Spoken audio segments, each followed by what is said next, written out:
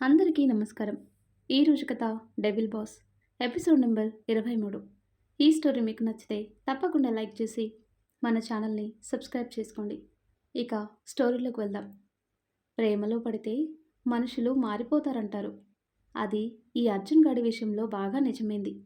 ఏంటో ఈ మధ్య ఆఫీస్ వర్క్ కూడా పట్టించుకోకుండా తిరుగుతున్నాడు. అసలు ఎక్కడికి పోయారు వీళ్ళిద్దరూ అని తనలో తను అనుకుంటూ అతను వెతుకుతున్న ఫైల్ దొరికేసరికి హా దొరికింది అనుకుంటూ దాన్ని బయటికి లాగాడు. దాని కిందన ఉన్న మరో ఫైల్ కూడా కింద పడేసరికి తల కొట్టుకున్నాడు. అప్పుడే అర్జున్, మీనాక్షి లిఫ్ట్లో నుంచి బయటకొచ్చారు. మీనాక్షిని ఎవరో పిలవటంతో తను అక్కడే ఆగింది. అర్జున్ మాత్రం అతని క్యాబిన్లోకి వచ్చేశాడు. రే ప్రశాంతు, నీ అంత దరిద్రపు జాతకం ఇంకొకటి లేదురా అని తనని తానే తిట్టుకుంటూ కింద పడిన ఫైల్ తీయబోతుండగా అర్జున్ వచ్చి అతని చేతిని పట్టుకున్నాడు. దాంతో అర్జున్ వైపు చూశాడు ప్రశాంత్. ఆ ఫైల్ తీసుకుని ప్రశాంత్ని చూస్తూ ఏం వెతుకుతున్నావు అని అడిగాడు అర్జున్. అదేరా, మొన్న క్లయింట్ ఇచ్చిన ఫైల్ వెతుకుతుంటే ఇది కింద పడింది. ఇంతకీ ఏంటా ఫైల్ అంటూ ప్రశాంత్ తీసుకోబోతే అర్జున్ ఆ ఫైల్ని అతని వెనుకగా పెట్టుకునేసరికి విచిత్రంగా చూశాడు అర్జున్ వైపు. నా దగ్గర కూడా సీక్రెట్ మెయింటైన్ చేస్తున్నావా? అంతేరా, టైం వచ్చినప్పుడు చెప్తా నీ పని అంటూ అక్కడి నుంచి బయటకు వచ్చేశాడు. ఆ తర్వాత అర్జున్ ఆ ఫైల్ని జాగ్రత్తగా లాకర్లో దాచిపెట్టాడు. ప్రశాంత్ బయటకు వచ్చేసరికి మీనాక్షి ఒక అమ్మాయితో మాట్లాడుతూ కనిపించింది. వావ్ మీనాక్షి, నీ సారీ చాలా బాగుంది. నిజంగా ఈ సారీలో నీ లుక్ చాలా బాగుంది తెలుసా? థ్యాంక్ యూ అంటుంది మీనా. ఇది సార్ సెలక్షనే కదా? నీకెలా తెలుసు అని అడుగుతుంది మీనా. శారీలో ఆయన టేస్ట్ కనిపిస్తుందిలే. యునో, నువ్వు రాకముందు ఈ ఆఫీస్లో చాలామంది అమ్మాయిలు సార్ని ఇంప్రెస్ చేయడానికి ట్రై చేశారు. Also me. బట్ యముడు ఎవరికీ లొంగలేదు. నీ జాతకం ఏంటో గాని 7 నెలల్లోనే భలే పడేశావే అని అడుగుతుంది. అదేం లేదు, మా ఇద్దరికి రాసిపెట్టిందేమో అంటుంది మీనా. అంతేలే, ఎవరో మహానుభావుడు చెప్పాడు, మన లైఫ్లో శాశ్వతంగా ఉండేవాళ్ళు వచ్చే వరకు వచ్చిన వాళ్ళంతా పోతూనే ఉంటారంట. తన మాటలకి మీనాక్షి నవ్వుతుంది. ఇంతలో ప్రశాంత్ దగ్గరికి వచ్చేసరికి ఓకే మీనాక్షి, బాయ్ అంటూ అక్కడి నుంచి వెళ్ళిపోయింది తను. మీనాక్షి పక్కకి చూస్తూ అన్నయ్య అని ఏదో చెప్పబోతుంటే ఎక్కడికి పోయారే ఇంతసేపు? మీ వల్ల నాకు అన్ని టెన్షన్సే అంటూ విసుక్కున్నాడు ప్రశాంత్. అరే ఏమైందన్నయ్య అలా అరుస్తున్నావు? ముందు మీరెక్కడి నుంచి వస్తున్నారో చెప్పండి. ఈ మధ్య నాకు తెలియకుండా చాలా చేస్తున్నారు మీ ఇద్దరు. ఇదిగో ఇప్పుడే చెప్తున్నాను, మీ పెళ్ళి జరిగే వరకు మీ ఇద్దరి రెస్పాన్సిబిలిటీ నాది. చెప్పు, ఎక్కడికి వెళ్ళారు? సరే చెప్తాను అంటూ మీనాక్షి జరిగిందంతా చెప్పేసరికి నోరెళ్ళబెట్టాడు ప్రశాంత్. ఇంత జరిగిందా? అయినా నువ్వు ముందే చెప్పాలి కదే. వాడు అర్థం చేసుకున్నాడు కాబట్టి సరిపోయింది. పొరపాటున అపార్థం చేసుకుని ఉంటే మీ ఇద్దరి శాశ్వత దూరం పెరిగేది కదా. అదే అన్నయ్య ఇప్పుడు మా ఇద్దరి మధ్య దూరాన్ని తగ్గించి దగ్గర చేసింది. నిజంగా ఆ క్షణం వాళ్ళ నానమ్మని చూడగానే భయం వేసింది, ఎక్కడ అర్జున్ గారి మనసు విరిచేస్తుందో అని. కానీ ఆయన నా మీద నమ్మకం ఉంచారు. పోనీలే, ఇప్పటికైనా వాడిని అర్థం చేసుకున్నావు. మీ ఇద్దరిని దగ్గర చేయడానికి నా లవ్ని సాక్రిఫైస్ చేయాల్సి వచ్చింది అంటాడు ప్రశాంత్. అవును కదా, ఇంతకీ లహరితో నీ ట్రాక్ ఏమైందన్నయ్య? హా, పులిసిపోయి చద్దన్నమైంది. మీ ఇద్దరి గొడవలో పడి తనని పట్టించుకోవటం మానేశాను అంతే. వేరే అందమైన అమ్మాయి దొరికింది కాబట్టి నువ్వు నా వెంట తిరగటం మానేశావు అని తిట్టిపోయిందే. అయ్యో సారీ అన్నయ్య. పోనీ నేనొచ్చి లహరితో మాట్లాడనా? వద్దు, లవ్లో వేరే వాళ్ళ రికమెండేషన్ ఉండకూడదు. నా తిప్పలేవో నేను పడతానులే. ఇదిగో మీ ఇద్దరికీ ఇప్పుడే చెప్తున్నాను, మళ్ళీ గొడవ పడి విడిపోయారంటే మాత్రం నేను చచ్చినంతొట్టే అంటాడు ప్రశాంత్. గొడవలు జరుగుతాయన్నయ్య, కానీ విడిపోయే ప్రసక్తే లేదు. నువ్వు ప్రశాంతంగా ఉండు అంటుంది మీనా. ఏంటో, నా పేరులో ఉన్న ప్రశాంతత నా జీవితంలో లేకుండా పోయింది. ముందు అర్జెంటుగా లహరిని కలిసి అంతా ఎక్స్ప్లెయిన్ చేయాలి. ఇదిగో ఇప్పటి వరకు మీ ఇద్దరూ ఎంజాయ్ చేసి వచ్చారు కదా, ఈ వర్క్ కూడా వాడిని చూసుకోమని చెప్పు అంటూ ఫైల్ మీనాక్షి చేతిలో పెట్టి లిఫ్ట్లోకి వెళ్ళిపోయేసరికి మీనాక్షి నవ్వుకుంటూ ఆ ఫైల్ తీసుకొచ్చి అర్జున్ ఎదురుగా టేబుల్ మీద పెట్టింది. అర్జున్ తన వైపు చూస్తూ ఏంటిది అని అడిగాడు. ప్రశాంత్ అన్నయ్యకి ఏదో పనుందంటండి, బయటికి వెళ్ళాడు. ఈ పని కూడా మిమ్మల్ని చూసుకోమని చెప్పాడు. హేయ్! ఇప్పుడు బయటికి వెళ్ళటం ఏంటి? వర్క్ చాలా ఉంది కదా అంటాడు అర్జున్. హుహు. అది మీరే చెప్పాలి మరి.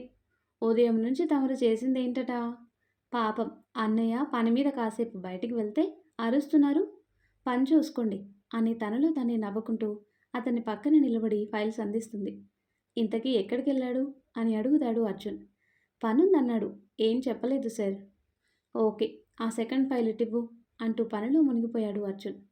ఉదయం నుంచి పెండింగ్ పడిన పనంతా పూర్తయ్యేసరికి రాత్రి 10 దాటింది. హమ్మయ్య అనుకుంటూ కళ్ళు నులుముకుంటూ మీనాక్షి గుర్తుకు రావటంతో పక్కకి చూశాడు. నీరసంగా సోఫాలో కూర్చుని కనిపించింది. ఏయ్! నువ్వెళ్ళలేదా? టైం చూసుకొని వెళ్ళిపోవచ్చు కదా. మీరొక్కరే ఉంటారు కదా అని ఉండిపోయాను. అమ్మమ్మకి ఫోన్ చేసి చెప్పానులేండి లేట్ అవుతుందని. సరే పద అంటూ తనని తీసుకుని బయలుదేరాడు అర్జున్. ఆ తర్వాత కట్ చేస్తే, శకుంతల నా మాట విను. అసలు ఈ విషయం మీరు నా దగ్గర ఎందుకు దాచారు అశోక్? శరణ్యకి, అభికి విడాకులైన సంగతి ఇప్పటి వరకు నాకు తెలియకుండా దాచిపెట్టారా? అప్పుడే చెప్పుంటే అభికి నచ్చజెప్పి మినిస్టర్ కూతురుతో పెళ్లి జరిపించేదాన్ని. ఎందుకు చెప్పలేదు నాకు? ఆవేశపడకు శకుంతల. ఆ డివోర్స్ తర్వాత అభి హైడ్ అయ్యాడు. వాడెక్కడున్నాడో అర్జున్కి తెలిసే ఉంటుంది. కానీ వాడు కూడా ఎవరికీ చెప్పటం లేదు. సరే, ప్రేమలో మోసపోయిన వాడు కదా, కొన్ని రోజుల్లో సర్దుకుంటాడని నేను సైలెంట్గా ఉన్నా. మరి నాకెందుకు ఆ విషయం చెప్పలేదు అని అడుగుతుంది శకుంతల. అభి గురించి తెలిస్తే నువ్వు తట్టుకోలేవని, నువ్వు బాధపడితే నేను చూడలేను బేబీ అంటాడు అశోక్. ఇందులో బాధపడడానికి ఏముంది అశోక్? ఆ దరిద్రాన్ని వదిలించుకున్నాడు అంటే నాకు సంతోషమే కదా. వదిలేసింది అభి కాదు, ఆ శరణ్య. ఆ షాక్లో అభి డిస్టర్బ్ అయ్యి ఎక్కడికో వెళ్ళిపోయాడు. వాడెక్కడికెళ్ళినా తిరిగి నా దగ్గరికే వస్తాడులే. ఒక ప్రాబ్లం సాల్వ్ అయింది. అభి విషయంలో ఇక ఆలోచించాల్సిన అవసరం లేదు.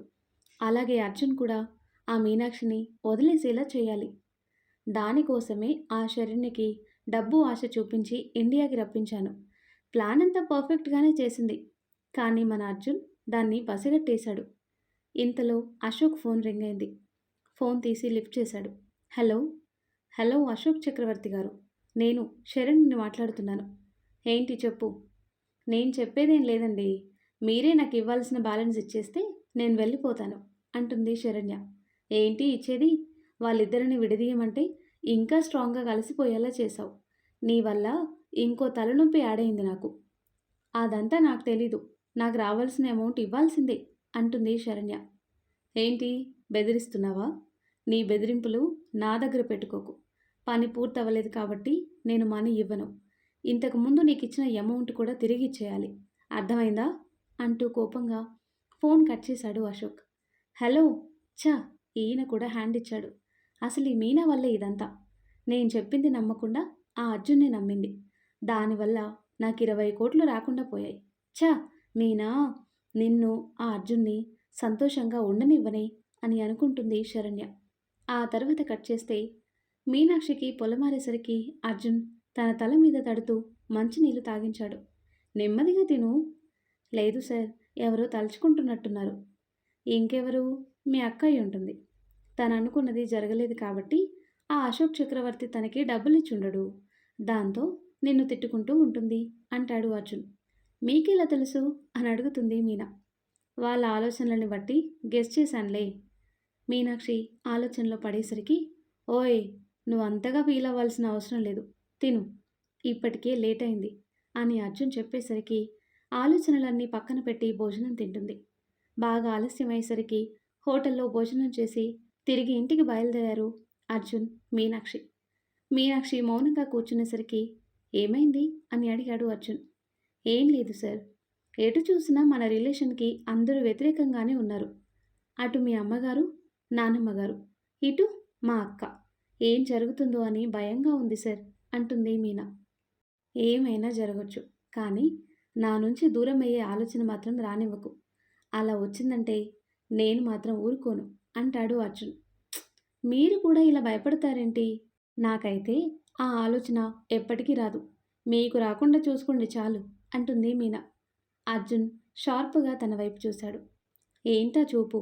తమరే కదా పెళ్ళొద్దు అని భీష్మించి కూర్చున్నారు అంటుంది మీనా. మాటి మాటికి పెళ్ళి పెళ్ళి అని విసిగించావనుకో మూతి పగలగొడతాను. నా మనసు కనిపించినప్పుడు చేసుకుందాం అంటాడు అర్జున్. "హ్మ్, అయినట్టే. పూర్వజన్మలో ఏదో ఒక జంటని విడగొట్టుంటాను సార్. అందుకే మీ తలతిక్కలోడిని తీసుకొచ్చి నా కంటగట్టాడు ఆ దేవుడు. ఏయ్, ఎక్కువ మాట్లాడమంటే కొడతాను చెప్తున్నా." "అయ్యో రామా, మాట కూడా అనుకోనివ్వరా ఏంటి? ఎప్పుడు మీలా ముంగిలా కూర్చొని ఉండటం నా వల్ల కాదు బాబు. అయినా ఇదేదో తేలాల్సిన విషయమే. నాకొక 2 రోజులు లీవ్ ఇచ్చారనుకోండి, నేను మా ఊరికెళ్ళి నా జాతకం చూపించుకొని వస్తాను" అంటుంది. "ఎందుకు?" అంటాడు అర్జున్. "పరిహారాలేమైనా ఉంటే చేసేద్దామని సార్. కనీసం అప్పుడైనా తమరి మనసు మారుతుందేమో అని" అంటుంది మీనా. "పరిహారం అంటూ చేయాల్సి వస్తే నీ నోటికి చేయించుకో. అప్పుడైనా వాగడం కాస్త తగ్గిస్తావు" అంటాడు అర్జున్. "హ్మ్, మీ దిష్టి తగిలే సగం వాగుడు ఆగిపోయింది. మీకు తెలుసా, మా కాలనీలో అందరూ 'మీనమ్మ, నీలో చాలా మార్పొచ్చిందే' అంటున్నారు. ఏంటో నాకు అర్థం కావటం లేదు. ఏంటా అని వాళ్ళని అడిగితే, ఇంతకుముందు నాన్ స్టాప్‌గా మాట్లాడేదానివి. ఈ మధ్య బాగా తగ్గించేశావు అంటున్నారు. పాపం, చాలా బాధపడుతున్నారు వాళ్ళు" అని చెప్తుంది మీనా. "వాగుడాపితే సంతోషించాలి గానీ, బాధపడటం ఏంటి?" అంటాడు అర్జున్. "వాళ్ళకి నాతో ఏదో కాస్త కాలక్షేపంగా ఉండేది. అయినా వాళ్ళకేం తెలుసు, ఈ యముడితో వేగేసరికి నా ఎనర్జీ మొత్తం అయిపోతుంటే వాళ్ళతో కబుర్లు ఎలా చెప్పగలను? మీరే చెప్పండి" అంటుంది మీనా. "నిన్ను" అంటూ అర్జున్ ఒక చేతితో డ్రైవ్ చేస్తూనే మరో చేత్తో తన తల మీద కొట్టడానికి ట్రై చేస్తుంటే, మీనాక్షి ఆ చేతిని తన 2 చేతులతో పట్టుకుని తప్పించుకుంటూ ఉంది. కారు పక్క కాపి మరో చేత్తో తన నెత్తి మీద మొట్టాడు. "అబ్బా! ఈ మొట్టికాయలేంటి స్వామీ? ఊరికే కొడుతూ ఉంటే నేను ఊరుకోను చెప్తున్నా" అంటుంది మీనా. "ఊరుకోపోతే ఏం చేస్తావేంటి?" అంటూ తన వైపుకి వంగుతూ అడిగేసరికి మీనాక్షి మూతి బిగిస్తూ, "రేపటినుంచి హెల్మెట్ పెట్టుకొని వస్తాను" అంటూ అతన్ని దూరం జరపబోయింది. కానీ అర్జున్ తన చేతుల్ని తప్పించి కిస్ చేయబోతుంటే మీనాక్షి తన నోటిని చేత్తో మూసుకుంది. అర్జున్ అసహనంగా తన వైపు చూశాడు. "చూడండి, మనం రోడ్డు మధ్యలో ఉన్నాం. అస్సలు బాగోదు. కారు తీయండి" అంటూ అర్జున్ని వెనక్కి తోసి పక్కకి తిరిగి కూర్చుంది తను. అర్జున్ లోపలే తిట్టుకుంటూ కార్ స్టార్ట్ చేయబోతుండగా మీనాక్షి ఉన్న వైపు ఎవరో డోర్ మీద తట్టేసరికి అటువైపుగా చూశాడు. పోలీస్ ఆఫీసర్ కనిపించేసరికి డోర్ లాక్ ఓపెన్ చేసి కార్ దిగాడు అర్జున్. మీనాక్షి కూడా కార్ దిగేసరికి ఆ ఆఫీసర్ ఇద్దరిని ఎగాదిగా చూస్తూ, "ఈ టైంలో ఇక్కడ కారాపి ఏం చేస్తున్నారు?" అని అడిగాడు. "Nothing officer. తనకి వామిట్ వచ్చేలా ఉందంటే కారు ఆపాను. తర్వాత సర్దుకుంది. వెళ్ళిపోబోతుంటే మీరు ఆపారు" అంటాడు అర్జున్. "నిజమా?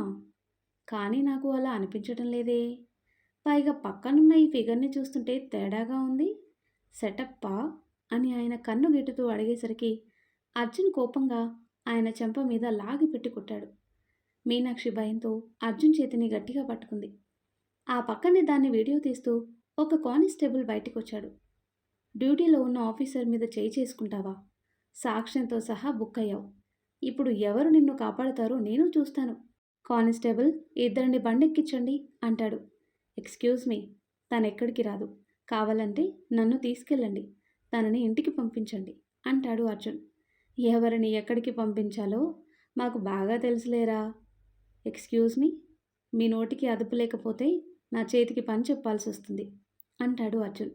"ఏంట్రా, నన్నే బెదిరిస్తున్నావు? నడి రోడ్లో కారాపి అమ్మాయితో కులుకుతుంటే చూస్తూ ఊరుకుంటామా? పద" అంటూ అర్జున్ కాలర్ పట్టుకోబోతే కోపంగా చూశాడు అర్జున్.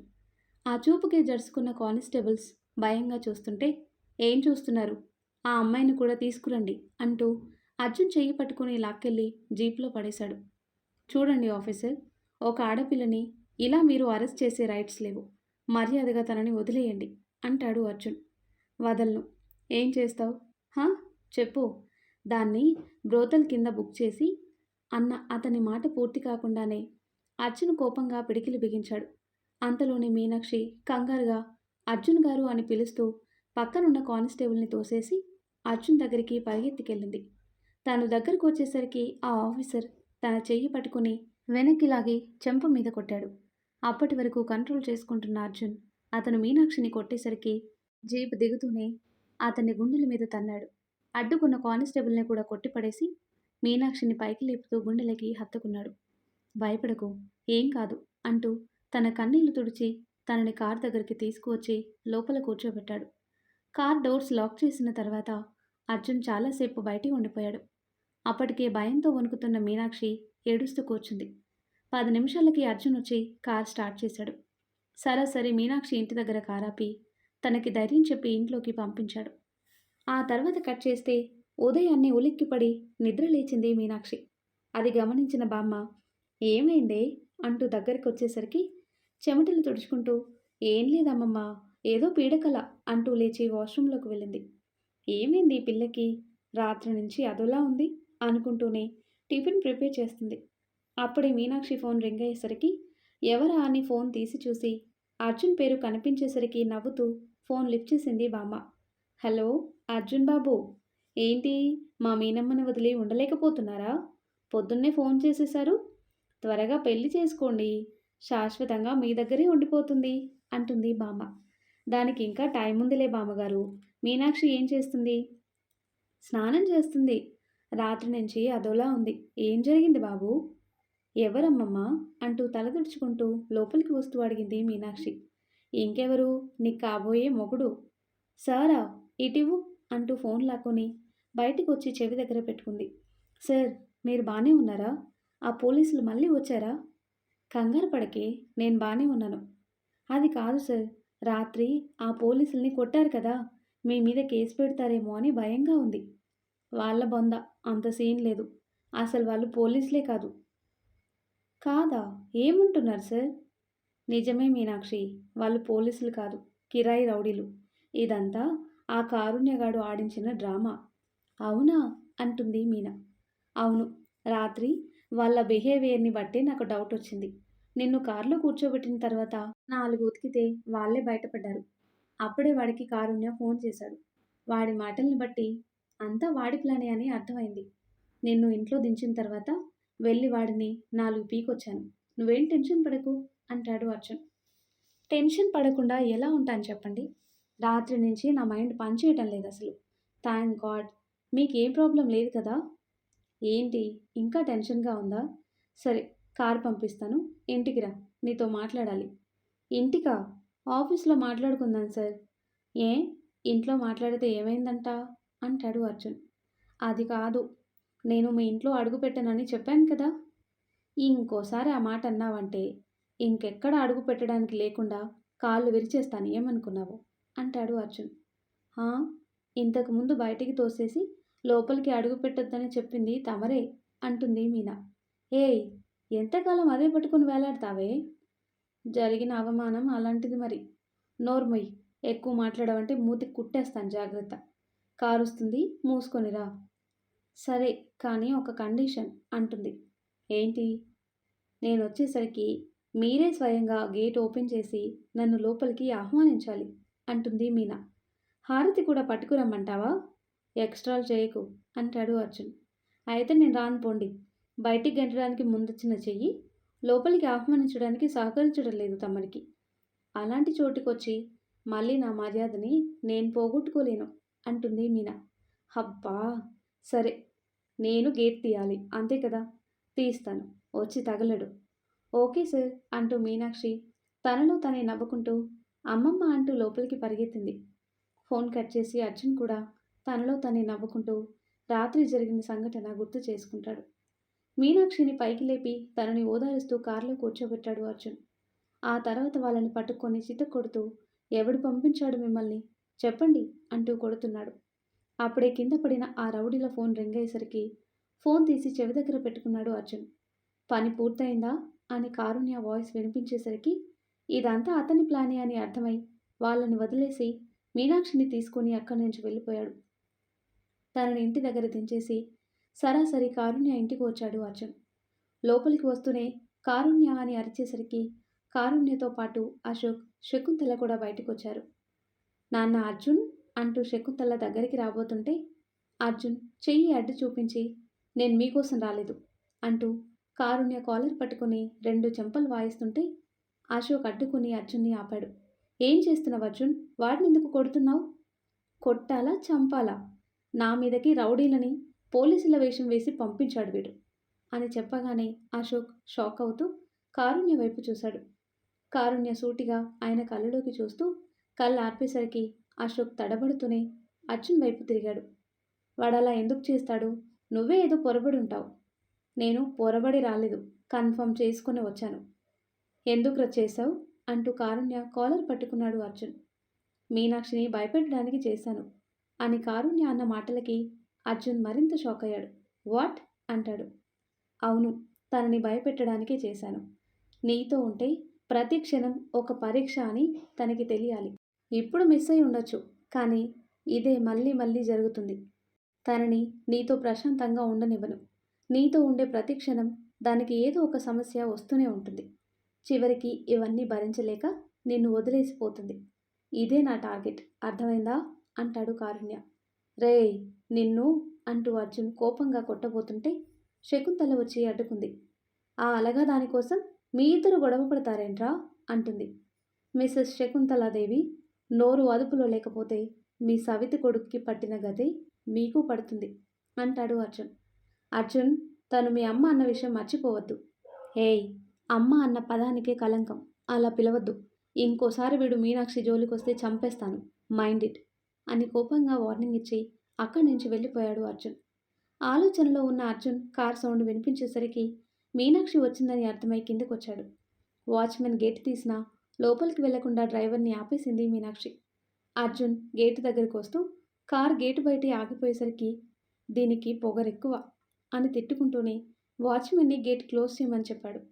అతను అయోమయంగా చూస్తూ అర్జున్ చెప్పినట్టే గేట్ క్లోజ్ చేశాడు. ఆ తర్వాత అర్జున్ గేట్ తీసి లోపలికి రమ్మని చేతితో ఆహ్వానం పలికేసరికి మీనాక్షి తనలో తనే నవ్వుకుంటూ డ్రైవర్ అన్న పోనీ అని చెప్పేసరికి కారు లోపలికి వచ్చింది. మీనాక్షి కారు దిగింది. అర్జున్ తన వైపు కోపంగా చూస్తూనే తన చెయ్యి పట్టుకొని లోపలికి లాక్కెళ్ళాడు. గదిలోకి తీసుకొచ్చి తనని గోడ కానించి తన వైపు చూస్తుంటే మీనాక్షి నవ్వాపుకుంటూ ఎటేటో చూస్తూ ఉంది. ఏంటి ఎక్స్ట్రాలు చేస్తున్నావు అంటూ తన నడుం గిల్లేసరికి అమ్మ అంటూ అతని నుంచి దూరం జరిగింది. ఇదిగో ఇలా గిల్లారంటే వెళ్ళిపోతాను అంటుంది. హా, వెళ్ళిపోతానంటే పంపించేస్తారు మరి. నేను గేటు తీస్తే గాని రానంటావా? చివరికి వాచ్మెన్ని చేసేసావు నన్ను అంటాడు అర్జున్. గేటు తీస్తే వాచ్మెన్ అయిపోతారా? నేను అప్పుడప్పుడు మీ ఇంట్లో వంట చేస్తూ ఉంటాను. ఆ మాత్రం దానికి నేను వంట మనిషిని అయిపోతానా? ఏదైనా మనం తీసుకునే దాంట్లోనే ఉంటుంది అంటుంది మీనా. ఓ, మరి తమరెందుకు ఎప్పుడో జరిగిన దాన్ని అంత సీరియస్గా తీసుకుంటున్నారు అంటాడు అర్జున్. అది సీరియస్ మ్యాటర్ సార్, సీరియస్గానే ఉండాలి. ఇప్పుడు మీరు గేటు తీయకుండా నేను లోపలికి వచ్చి ఆ తర్వాత ఎప్పుడైనా మన ఇద్దరికి గొడవ జరిగితే బయటికి గెంటేసినా సిగ్గు లేకుండా లోపలికి వచ్చావని మీరంటే అంటాడు అర్జున్. హా, ఇప్పుడు మీరే గేటు తీసి నన్ను ఆహ్వానించారు కాబట్టి ఫ్యూచర్లో ఆ మాట అనే ధైర్యం చెయ్యరు కదా అంటుంది మీనా. ఉఫ్, ఇలాంటి తింగరి ఆలోచనలు నీకు మాత్రమే వస్తాయేమో అంటాడు అర్జున్. ఏదో నాకు తగిన ఆలోచన నాకు వచ్చింది. ఎవరి కెపాసిటీ వాళ్ళది. సరే కానీ నన్ను ఇంటికి ఎందుకు రమ్మన్నారు? నీతో ఒక విషయం మాట్లాడాలి. చెప్పండి. యాక్చువల్గా ఇక్కడ కాదు, మనం లాంగ్ డ్రైవ్కి వెళ్దాం. మరి ఆఫీస్ వర్క్? ఇవాళ ఇంపార్టెంట్ వర్క్ ఏం లేదులే, ప్రశాంత్ మేనేజ్ చేస్తాడు. సాయంత్రానికి తిరిగి వచ్చేద్దాం, ఏమంటావు? ఈ లాంగ్ డ్రైవ్లు నైట్ డ్రైవ్లు నా వల్ల కాదు బాబు. ఎక్కువసేపు అలా ప్రయాణం చేస్తే విసుగొస్తుంది నాకు. ఆ చెప్పేదేదో ఇక్కడే చెప్పండి అంటుంది. ఏయ్, నేనేం నిన్ను రిక్వెస్ట్ చేయటం లేదు, ఆర్డర్ వేశాను, మూసుకొని పద. అందరికీ బ్రతిమలాడే మొగుళ్ళు దొరుకుతుంటే నాకు మాత్రం భయపెట్టే మొగుడు దొరికాడు, కర్మ అని తనలో తనే నసుక్కుంటుంటే వినపడింది అని అర్జున్ చెప్పేసరికి నేను కారులో కూర్చుంటాను అంటూ బయటికి పరిగెత్తింది మీనాక్షి. మీనాక్షిని తీసుకొని కారులో బయలుదేరాడు అర్జున్. అతను మౌనంగా ఉండేసరికి మీనాక్షి కాసేపు అతన్ని చూస్తూ ఉంది. ఇక నా వల్ల కాదు. ఏంటి అంటాడు. నాకు జర్నీ అంటేనే చిరాకు, అందులోనూ ఇలా మూగ మనసులో జంటలా సైలెంట్గా జర్నీ చేయటం అంటే నాకు ఇంకా పరమ చిరాకు. వెనక్కి తీసుకుపోండి అని మీనాక్షి అనేసరికి అర్జున్ సీరియస్గా చూశాడు తన వైపు. లేకపోతే ఏంటి సార్, గంటైంది మనం స్టార్ట్ అయ్యి, అప్పటి నుంచి అలా సైలెంట్గా కూర్చున్నారు. ఏదో మాట్లాడాలి అన్నారు, కనీసం ఆ విషయమైనా చెప్పొచ్చు కదా! కంగారెందుకు? చెప్తాను కదా! చెప్పమనే నేను అడిగేది. అసలు మనం ఎక్కడికి వెళ్తున్నాం? ఎందుకు వెళ్తున్నాం? అనేదైనా చెప్పండి అని అడుగుతుంది మీనా. కాసేపు సైలెంట్‌గా ఉంటావా? హ్మ్. నా వల్ల కాని పనులు చెప్పకండి. ఇలా నేను ఒక గంట మాట్లాడకుండా కూర్చోవడమే పెద్ద మిరాకిల్. ఏంటో రాను రాను నేను కూడా మీలా మారిపోయేలా ఉన్నాను. మంచిదే కదా! అప్పుడైనా నాన్‌సెన్స్ అంతా వాగకుండా ఉంటావు అంటాడు అర్జున్. నాన్‌సెన్సా? అంటే నా మాటలు నాన్‌సెన్స్‌లా కనిపిస్తున్నాయా మీకు? చిన్నప్పుడు మా ఊర్లో అందరూ నన్ను పిలిచి మరీ కబుర్లు చెప్పించుకునేవారు తెలుసా? చిన్నతనంలో మాట్లాడే మాటలు ముద్దుగా ఉంటాయే. ఇలా అడ్డగాడిదలా ఎదిగిన తర్వాత కూడా వాగితే ఇదెక్కడ పిల్లరా బాబు అని తిట్టుకుంటారు. ఏం కాదు. ఇప్పటికీ అందరూ నన్ను నా మాటల్ని ఇష్టపడతారు అంటుంది మీనా. నిజమేనేమో. నన్నే పడేశావంటే అది మామూలు విషయమా? అంటాడు అర్జున్. హా! మరి కాదా? ఈ యముడికి నచ్చుతానని కల్లో కూడా ఊహించలేదు. మా అమ్మమ్మ అంటూ ఉంటుంది. ఉపద్రవాలనేవి చెప్పి రావంట. వచ్చాకనే తెలుస్తుందంట అని చెంపల మీద చెయ్యి పెట్టుకొని చెబుతుంటే అర్జున్ తన నెత్తి మీద ఒకటి పీకాడు. దాంతో అమ్మ అంటూ గుర్రుగా అతని వైపు చూసింది. ఈ ఎక్స్ట్రాలే తగ్గించుకోమనేది. అయినా నువ్వన్నది కరెక్టే. నేను ఉపద్రవాన్నే. నన్ను ఎంత శాంతంగా ఉంచితే అంత మంచిది నీకు అంటాడు అర్జున్. అలాగే రోజు 4 బిందెల నీళ్లు తెచ్చి అభిషేకం చేస్తాలేండి. అప్పుడు శాంతంగా ఉంటారు కదా! అసలు ఎక్కడికి తీసుకువెళ్తున్నారు? అది చెప్పండి ముందు. చెప్పడం కాదు, చూపిస్తాను. కాసేపు సైలెంట్‌గా కూర్చో. ఇందాకటి నుంచి అదే గోల.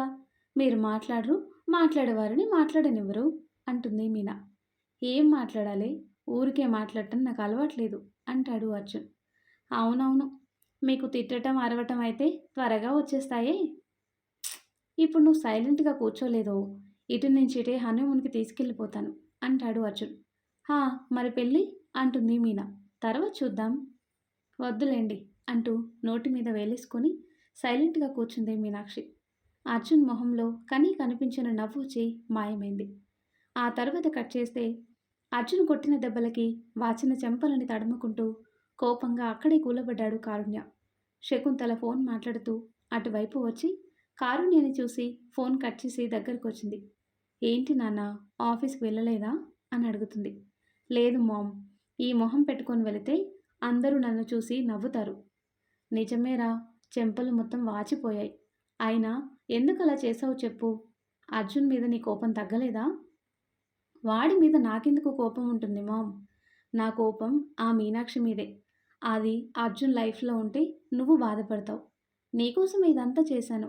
సారీ మామ్ అంటాడు కారుణ్య. నీది చాలా మంచి మనసు నాన్న. అర్జున్ కూడా ఇలా అర్థం చేసుకుంటే ఎంత బావుంటుంది. ఆ మీనాక్షి వాడికి తగినది కాదని ఎందుకు తెలుసుకోలేకపోతున్నాడు? వదిలేయ్ మామ్. నేను అనుకున్నది ఏదీ జరగటం లేదు. మేడం అంటూ ఎవరో రావటంతో కారుణ్య వైపు చూస్తూ నువ్వవేం పట్టించుకోకు నాన్న. మీ నాన్నగారు చూసుకుంటారులే. నాకు టైం అవుతుంది. బయలుదేరుతాను. సరే ma'am. Have a good day అంటాడు. థ్యాంక్ యూ అంటూ శకుంతల నవ్వుతూ బయటికి వెళ్ళిపోయింది. అప్పటి వరకు నవ్వుతూ ఉన్న కారుణ్య మొహం కోపంగా మారిపోయింది. నీకోసం ఆలోచించే ఆ అర్జున్ని ఏమీ చేయలేకపోతున్నాను మామ్ అని మనసులోనే అనుకుంటాడు. అప్పుడే అశోక్ లోపలికి వస్తూ శకుంతలకి బాయ్ చెప్పి కారుణ్య పక్కకొచ్చి కూర్చున్నాడు. థ్యాంక్స్ రా, నేను దొరికిపోకుండా కాపాడావు. You are my dad. Thanks చెప్పకండి డాడ్. ప్లాన్ చేసింది మీరు అని అర్జున్కి తెలియకూడదనే నేను వాడిని డైవర్ట్ చేశాను. హ్మ్. అయినా ఆ వెధవలు చెప్పిన పని పూర్తి చేయలేకపోయారు. ఛ! అంటాడు అశోక్. మీ ప్లానింగ్ పర్ఫెక్ట్‌గానే ఉంది డాడ్. అరెస్ట్ పేరుతో అర్జున్‌కి మీనాక్షి నుంచి దూరంగా తీసుకువెళ్ళి, ఆ తర్వాత ఆ మీనాక్షిని చంపేయమని వాళ్ళకి డీల్ ఇచ్చారు. కానీ ఆ ఎదవలు అతి తెలివితేటలతో అర్జున్‌కి దొరికిపోయారు. లక్కీగా నేను వాళ్ళని ఫాలో అయ్యాను కాబట్టి మీ పేరు, మీ ప్లానింగ్ బయటపడకుండా జాగ్రత్త పడగలిగాను అంటాడు కారుణ్య.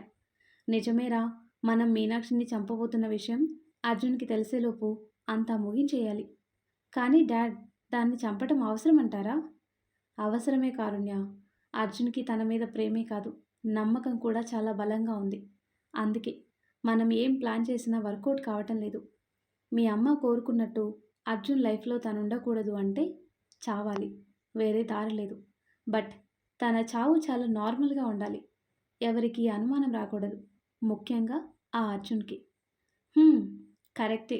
బట్ ఈసారి మిస్ కాకూడదు అంటే ఈ రంగంలో ఆరితేరిన వాడిని తీసుకురావాలి. ఆ సంగతి నేను చూసుకుంటాను డాడ్.